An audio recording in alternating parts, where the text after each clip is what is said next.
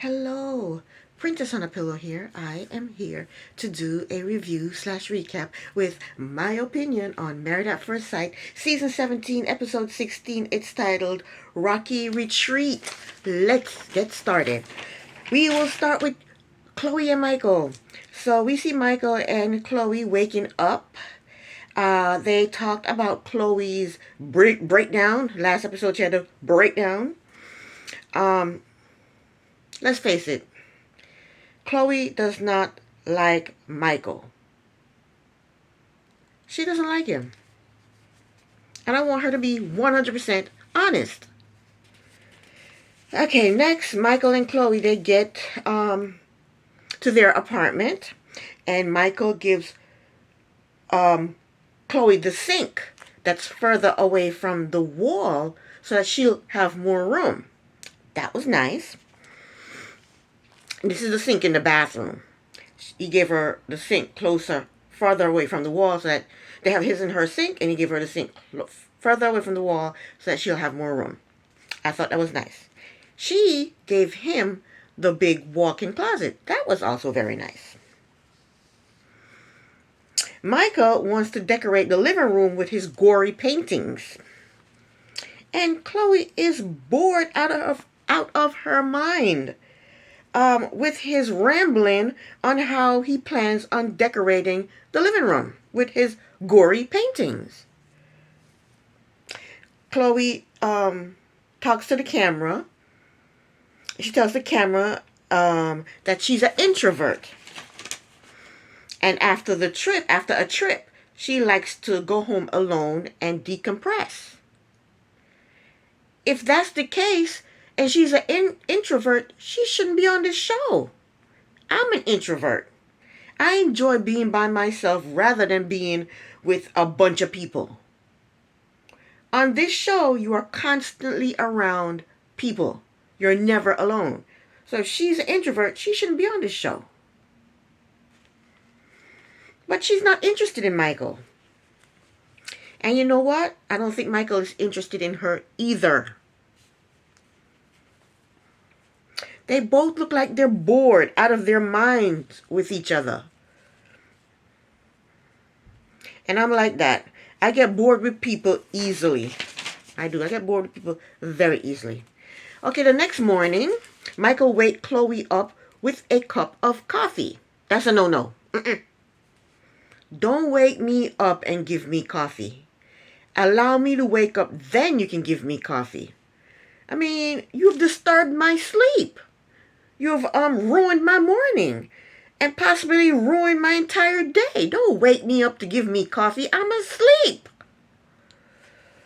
So Chloe was talking about going to bed early because she was so overwhelmed with moving into the apartment. And he's pretending to listen to her while he's fixing his hair. He's like, yeah, They're bored with each other. Next, they go to Chloe's apartment. Nice apartment. She said she's a minimalist. I'm more of a minimalist than she is. She has plants, flowers, throw pillows, decorative items. I have none of that. I have none of that. I have one plant. I have one plant that my boss gave me for my birthday. But I would never go to a store and buy a plant. For what? So it can die? I'm not going to remember to water it. And decorative items. I don't have decorative items. Decorative items get dusty and you have to dust them. That's one more chore you have to do around the house. Even Michael told her that she overplayed her minimalism, if that's a word. He said she overplayed it because she has stuff in her house. If you're a minimalist, you only have things that you need. You don't have frivolous things in your house like a plant, decoratives, flowers, throw pillows. You don't have stuff like that. If you're a minimalist, you only have things that you need, like a bed, a sofa, a dining room table. That's it. You don't have, extra stuff just sitting around. That's not a minimalist. She's not a minimalist at all. Or maybe she don't know what a word means. I don't know. But then we see her duvet has has a lining, an inside lining, and she had to crawl into the duvet in order to put the lining into the duvet. And Michael was looking at her. I thought he got turned on by it. He claimed he got turned on by it. I don't know. But then he puts on her necklace. It's an ugly, gory, pearl, fat balls necklace. Ugly. And he puts it on. He likes it. And that's a minimalist. A minimalist would not have that ugly, gory, pearl necklace in her house. If she's a minimalist, you wouldn't have that shit. But I don't think she liked the fact that he put on her jewelry. I don't think she liked that. Next, they go to Michael's apartment, and he has a cat and a small dog. Right up my alley. When I retire, I'm going to get him a small dog and a cat. Chloe loved his pets. She also had 2 dogs, she said. His apartment looks similar to the apartment that the show has. His closet is very organized.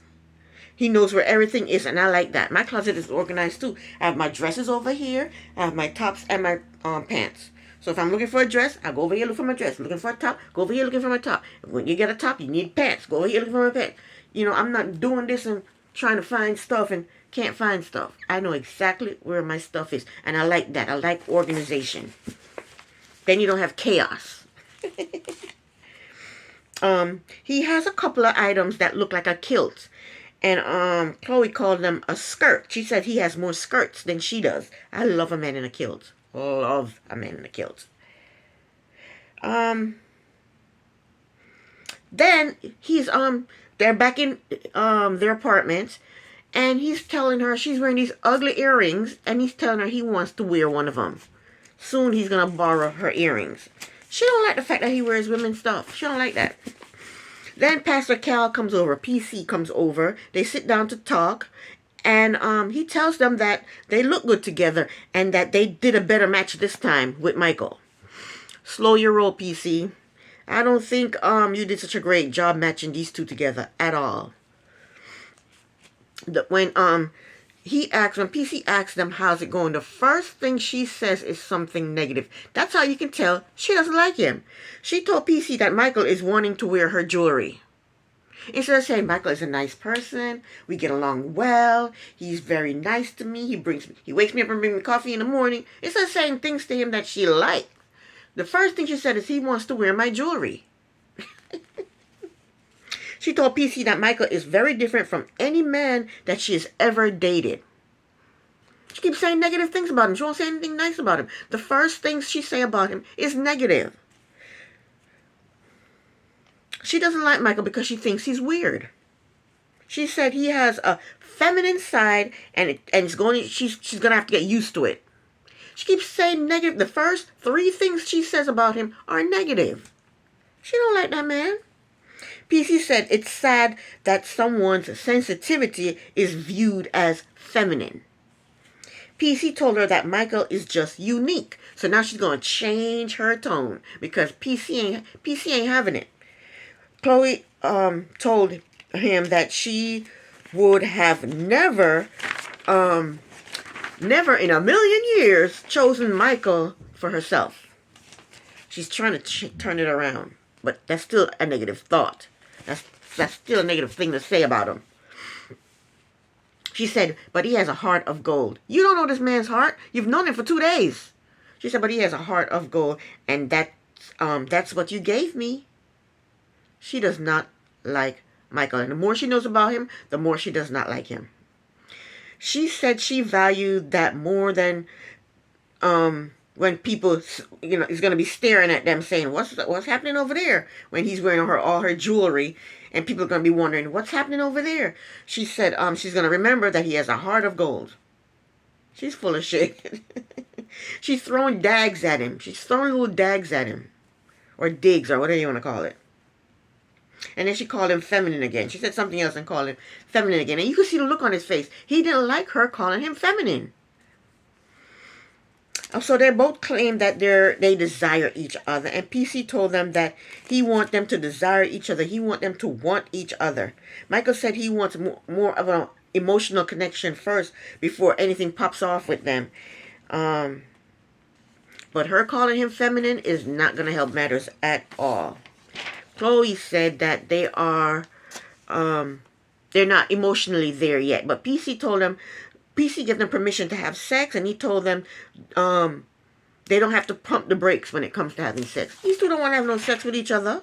Is he crazy? All right, next we got Austin and Becca. They are packing for the couples retreat, and Austin is making Becca think that he is going to give her some sex on this retreat.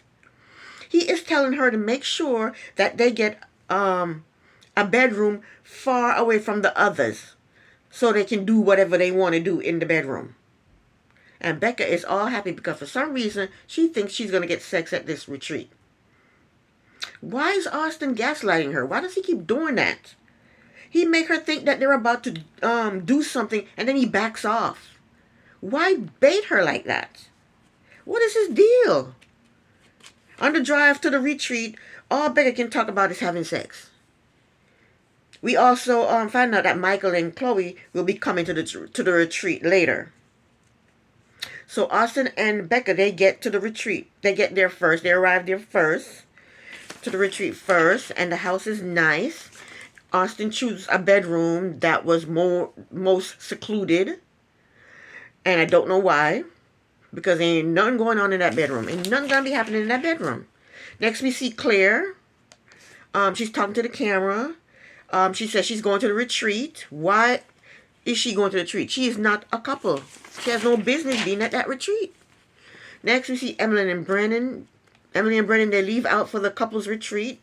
Emily said in her confessional that she is basically over Brennan and she's just going there to focus and have some fun.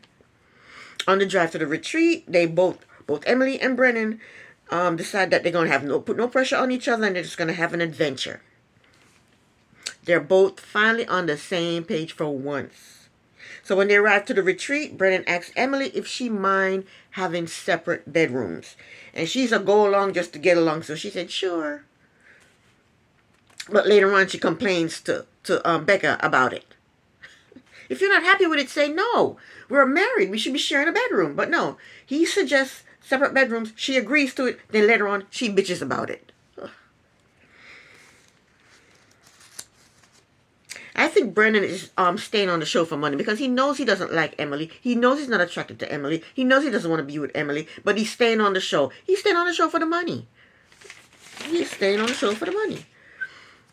So then, when Brandon and Becca, they're done choosing their separate bedrooms, Austin shows Brennan around the house, and it's a man's house.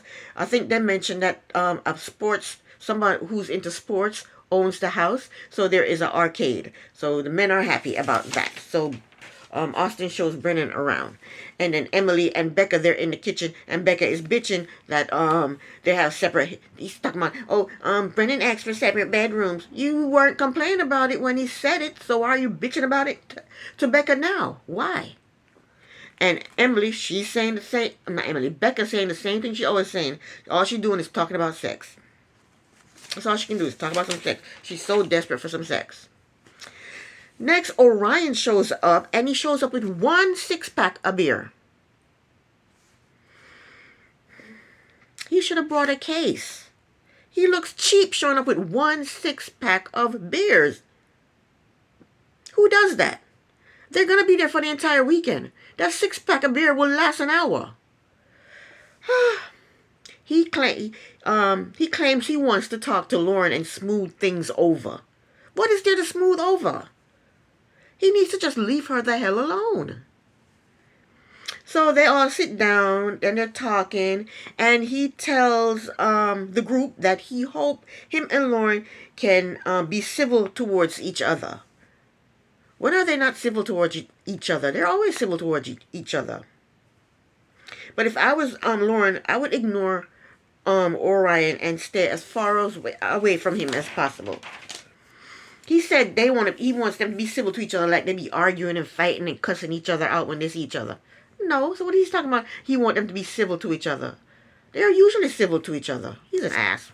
Next, Claire shows up with a huge ass suitcase. She's only there for the weekend. Why is she showing up with a huge ass suitcase? Claire greets everybody, and they play arcade games. Next, they get dressed and sit around the dining room table and drink red wine, and they cheers. Then Lauren shows up. She said in her confessional that that at Michael's and Chloe's wedding, Orion told her that they should be friends. But but he has not spoken to her since, and she's disappointed. What are you disappointed about? He said we should be friends. He didn't say let's be buddies. He's not going to be calling you every day and texting you every day saying, hi, how are you? He means friends an arm length away from each other, not friends buddies. He doesn't have to call you and say, hey, what's going on? How's your day? She's disappointed because he said let's be friends and he didn't call her. He doesn't have to call her. She's delusional.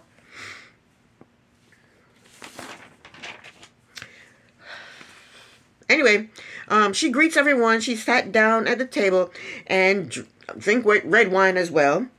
Now, for some reason, Orion was looking uncomfortable. He was looking uncomfortable. But you know what? Orion is stupid. He should have just ride the waves like Brennan is and get the money. He should have just suck it up. He doesn't like Lauren. He's not attracted to her. He hates the fact that she was a little bit racist towards him. But he could have just suck it up and get the money. Now she don't get a bag and he don't get a bag. And I'm pretty sure he needs the money. And I'm not trying to be mean to him because I know, I'm only saying that because I know that he lives with his mom, he doesn't have a job, and he's going to school. So he really needs the money. So he could have just suck it up like Brennan is and get the money. I mean, if you can't find a spouse through the experience, get the money. Get the bag. So they're all drinking and eating and talking, and Becca said her and Austin are booked the next day to get a couples massage. Emily said her and Brennan are booked the next day to do ATVing. And Austin seems jealous. He doesn't want no couples massage. He want to go ATVing. He said some fatal words. He said to them, I hope you both crash. That's what Austin said. You better be careful what you put out there in the universe, Austin, since you got so much power. So Claire said she's going to use the retreat to self-grow. You can't self-grow. You got to be at this retreat with a bunch of other couples to self-grow. Come on, girl. Lauren said she wanted to heal. That's why she came to the retreat. Heal from what? A man you've only known for 2 weeks who dumped you? You going to heal from that? You should have gotten over that a long time ago. You couldn't have gotten that attached to him. It's only 2 weeks she knew the man.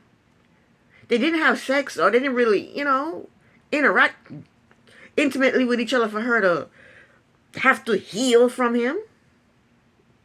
What she needs to do is call the guy that she had sex with after she applied to come on the show. Call him up. He'll help you heal. Claire said that it's good that both Orion and Lauren are at the retreat. Girl, shut up. Lauren said to Claire, the only reason I came was for you. No, Lauren. You came to the retreat because you wanted to see Orion. You're obsessed with the man. You can't get over him. You only known him for 2 weeks. And you're obsessed with him? She still has feelings for Orion. And guess what? He knows it. Orion told the group that he feels very proud where they are. Where are you? He's proud of the relationship he has with Lauren. Orion, shut up. If I were Lauren's relative, I would give her one good shake and tell her to snap the hell out of it. Snap out of it. Who is this man that you're healing from? That you only know 2 weeks for 2 weeks. She looks sad and lost. She claims she's in therapy. But if you're in therapy, Lauren, that shit ain't working. It ain't working, girl. Orion said he wants to turn the page and close the book. Then he says he wants to open a new book and start a new narrative. I thought he said he would never forgive her or forget that she called him a red face. So I guess he wants to now close the book and start all over. Oh, Orion, get out of here. But I think Lauren is finally getting it. She said in her confessional that the things Orion say is just to save face. He doesn't mean a damn thing of what he's saying. He's just trying to save face, she says. But if he's trying to save face, why is he trying to impress a bunch of people who can't succeed at marriage? A bunch of misfits who can't succeed at marriage. Orion told Lauren that he's happy she's there. Orion couldn't care less if Lauren showed up or not. The producers told him to show up and that he'll get some money. That's why he's there. He's there for the money. Because nobody films for free. I mean, I wouldn't. Next, we see everybody getting in bed alone. Everybody was getting in bed alone except for Becca and Austin. They got in bed together, kissed each other on the lips, and said good night. But no, that's not enough for Becca. Becca said, I have to lay on your chest. Yes, I have to lay on your chest. And he allowed it. He said, I don't know why, but okay. That poor man wants her off of him. Get off of me. He said, I don't know why, but okay. And he allowed her to lay on his chest. An hour later, we see Austin walking down the hall with his bedding. Becca said in her confessional that she don't know what happened. He just rolled out of bed and went. He said he is going to sleep in the big bedroom and she can come if she wants. She said she asked me if they were going to do something, and he didn't respond. She claimed he was drunk. The camera person followed him the half a mile trek to the other bedroom with him carrying his bedding. Not once did he stumble, sway, or fall. He was not drunk. He didn't seem drunk to me. He was walking pretty straight. What was he drunk off of? Red wine and the beer that, the 6-pack of beer Orion brought. Austin was not drunk. And why would you want to lay on his chest if he's drunk? So he could throw up all over you? Austin was not drunk. The next day, of course, there's a basketball court because it's a man's house. It's a basketball court. Nice, big, huge basketball court. Claire and Lauren, they went outside to play basketball. And Claire said she wants to be there for Cameron, but he wants distance. You know what? I would say, if I was Cameron, I would say every time they mention my name, you better pay me. Because you're still, when you say my name, you're still talking about me as a character. So you need to pay me. Every time she mentions my name, pay me some money. Yeah, she said she wants to be there for Cameron, but he wants his distance. The last thing I heard Cameron say to Claire was he wanted a divorce. Didn't she hear that? That's what I heard. He said, on 3, say it, you want a divorce or you want to stay together? 1, 2, 3, divorce. That's what he said. And she said, separate. I think she wants the money too. Yeah. Because she don't like Cameron. She don't want Cameron. Yeah, she wanted the money too. I mean, she's going through school. She needs somebody to help her pay for that student loan and stuff, you know? Lawrence told Claire that she is not interested in a friendship with Orion because it would gain her nothing. If that's the case, then relax and have fun and quit looking so sad and pathetic all the time. Okay? Next, Becca and Austin, they go to their couples massage. Becca said in her confessional that she is feeling better. The night before, she felt rejected when Austin spent the night in another room, but Austin apologized and she accepted his apology. How much time I have left? Okay. Anyway, Becca was expecting a couple massage. All she was expecting was a couple massage, but what they got was, they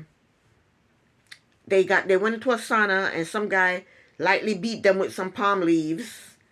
And then they had to pull a bucket of water on their heads. Then they had to get into a cold pool. And then they got their couple massage.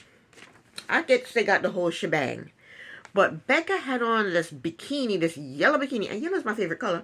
Yellow bikini that did not flatter her figure at all. It looked hideous. The bottoms looked like bloomers. Looked huge. They weren't sexy. She think Austin don't want to have sex with her now? After seeing her in that bikini, he'll never want to have sex with her. That bikini was hideous. Throw that thing away. Burn it. After their couple of massage, they sat down and ate fruits and drank champagne. And told each other that things are getting better. Where? Where? How? Why? I don't see nothing better. Next scene, Brennan and Emily, they go ATVing. Never been ATVing before in my life. Don't ever plan on going ATVing. It looks dangerous, and I'm not an adventurous person at all. Okay? So they're riding along, then all of a sudden, I think Emily's ATV flipped over. It must have flipped over because the camera showed her bleeding from the head, profusely bleeding from the head. But the crew, they got her medical attention very, very quickly. Brennan was there to help. And the way they reacted and how quickly they got her medical attention was very impressive to me. And she was wearing a helmet, and she had that big gash on her head. Imagine if she wasn't wearing a helmet. That helmet's up. She got such a severe head injury while wearing a helmet. Ugh. Well, that was the end of the episode. This is the end of my video. Thank you so very much for watching. Princess on a Pillow here. Bye.